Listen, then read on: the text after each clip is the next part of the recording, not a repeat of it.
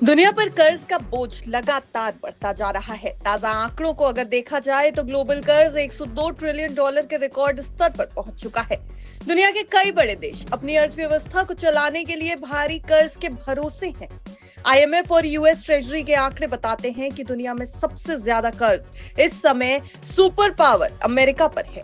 दुनिया की सबसे बड़ी अर्थव्यवस्था की फेडरल गवर्नमेंट का कर्ज 36 ट्रिलियन डॉलर तक पहुंच गया है, जो उसकी जीडीपी का करीब 125% है।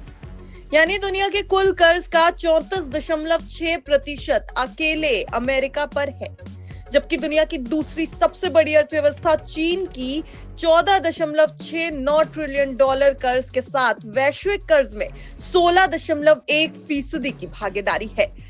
चीन दुनिया की दूसरी सबसे बड़ी इकोनॉमी है, लेकिन पिछले कुछ समय से उसे कई मोर्चों पर संघर्ष करना पड़ रहा है और जापान पर 10.79 ट्रिलियन डॉलर के साथ ग्लोबल डेट के 10% के बराबर उसके ऊपर कर्ज है।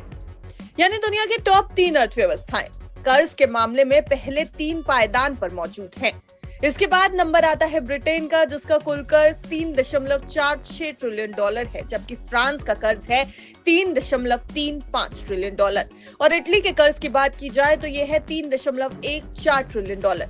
भारत, जो दुनिया की 5वीं सबसे बड़ी अर्थव्यवस्था है, इस लिस्ट में 7वें नंबर पर आता है।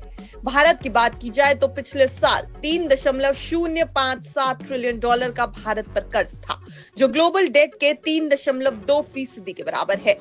भारत का कर्ज जर्मनी, कनाडा, ब्राजील और रूस से भी ज्यादा है।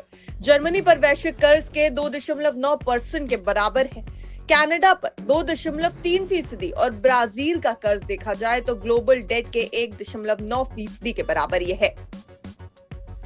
दुनिया में सबसे कम कर्ज इराक, चिली, चेक गणराज्य, Vietnam, Hungary, UAE, Bangladesh, Ukraine, Taiwan, Romania, Norway, Sweden, Colombia, Ireland और फिनलैंड पर है।